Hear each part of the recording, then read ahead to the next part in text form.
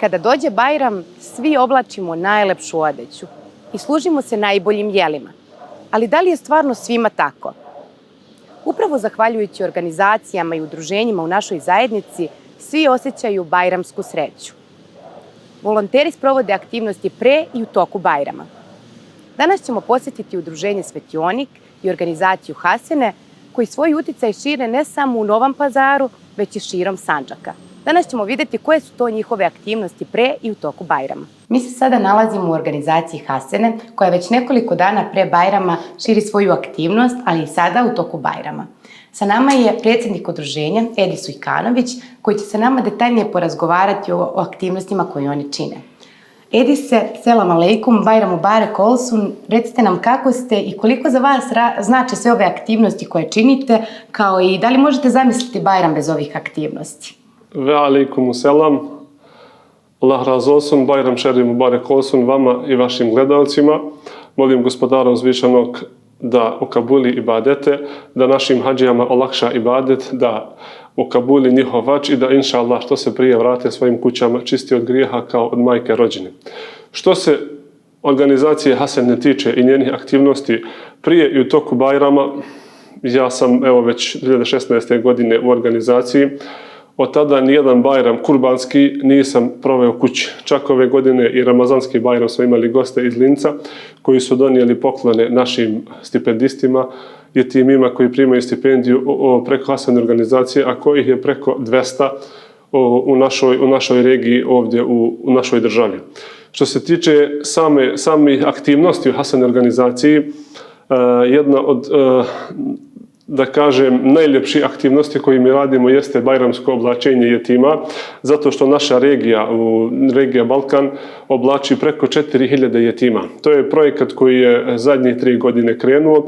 Inšallah nastavljamo sa tim projektom i u buduće, zato što pored paketa prehrambenih namirnica, mi imamo taj projekat na koji smo veoma ponosni i koji želimo da nastavimo dalje i ovim putem pozivamo sve one koji žele da obraduju naše jetime sa novom odjećom, da se jave nama u našoj organizaciji. Pored prehrambenih paketa, pored tih baremskih poklona, tu su i drugi niz aktivnosti, a ono što ustaljeno radimo jeste klanje kurbana koje sprovodimo ovdje kod nas u našoj državi i koji je ustaljeno, i ne samo ovdje, nego Hasene organizacija djeluje u cijelome svijetu. Što se tiče samih kurbana, ono što je meni zanimljivo bilo, kada sam vidio da naši posmatrači, odnosno oni koji prate klanje kurbana, zato što posmatrači idu u cijelom svijetu, negdje preko 90 zemalja, kada sam vidio da imamo posmatrače u Venezueli, u Brazilu, u Argentini, ono što je, znao sam, postoji u Japanu, postoji u Africi cijeloj, postoji u Aziji, a ono što je stavilo dojam na mene jeste to da muslimani, da Hasene organizacija ima svoje predstavništva i opet ponavljam da kolju kurbane muslimanima koji se nalaze u Venezueli i Južnoj Americi. Ono što bih htio opet da kažem sa vama jeste da imali smo kongres prije Bajrama u Belgiji, gradu Hasselt, gdje se sakupilo preko 50.000 ljudi ispred Milji Goroša, odnosno Hasene organizacije, i u razgovoru sa predsjednikom, što je njima bilo zanimljivo, kaže da u Venezueli postoji Carlosova džamija. To je neka anegdota.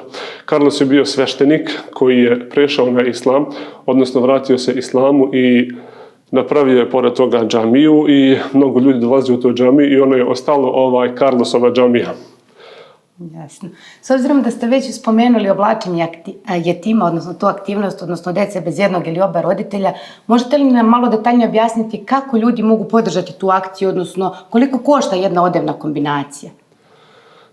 Pa što se tiče, negdje oko 30 eura košta bajramska odjeća za jetime. Normalno sa ljudima koji radimo oblačenje jetima, oni uvijek izađu u susret. Jer ako dijete ide u prodavnicu i kupi nešto za sebe, vidi da mu se nešto više sviđa, mi ne možemo da pokrijemo te troškove.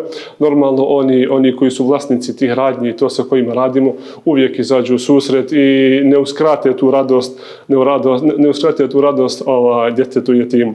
Što se tiče pomoći, tu je naša organizacija, možete naći na kao svi što se oglašavaju na internetu, na Facebooku, na Instagramu i ostalim mrežama, mogu doći u ličnu organizaciju ovdje u ulici Hilma Rožajca, poviše parka i tako. Koliko sve ove aktivnosti i pomoć znače korisnicima, a koliko znače celoj zajednici? Pa najviše znače nama koji se bavimo tim. Da krenemo od toga jer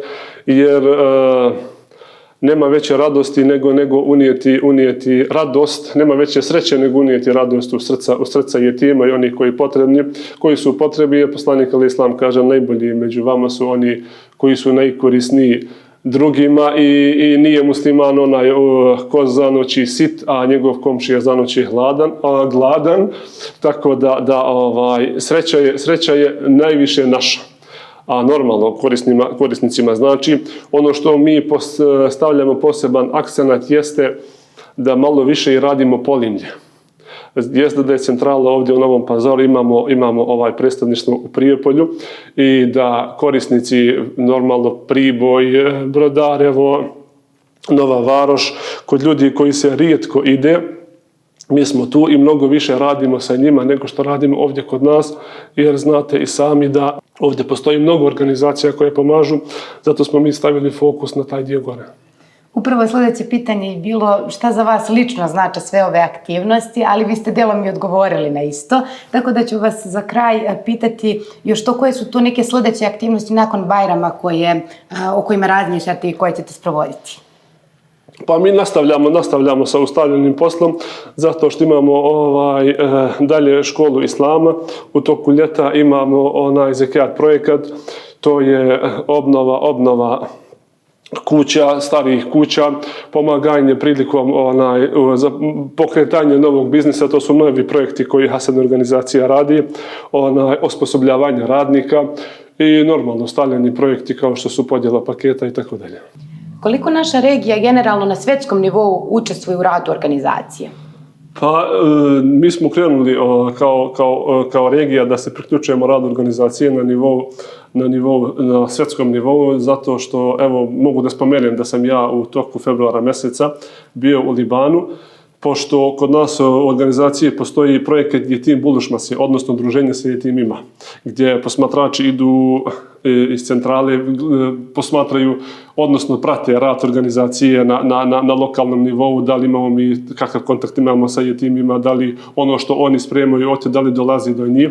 Ja spomenuo sam da sam bio nedjelju dana u Libanu, da valja spomenuti ono što je stavilo utisak na mene i dojam da dosta radim ovaj posao, dosta putujem, ali iskušenja kroz koja ti ljudi prolaze, ja do sada u životu mojem vidio nisam da 10 godina djeca žive u šatoru i da nakon toga nemaju perspektivu, niti se mogu vratiti nazad, niti mogu ići naprijed. Jedno što kažu Allah dželešanuhu je u stanju da im pomogne i nadam se, molim Allaha da im pomogne.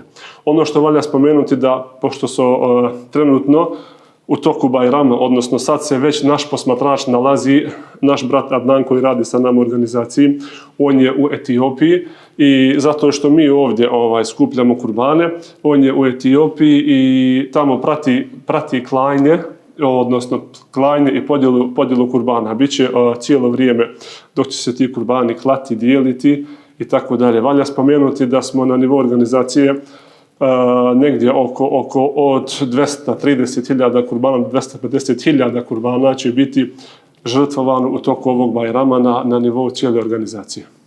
Hvala vam što ste bili naš sagovornik. Hvala i vama. Uvijek ste dobrodošli.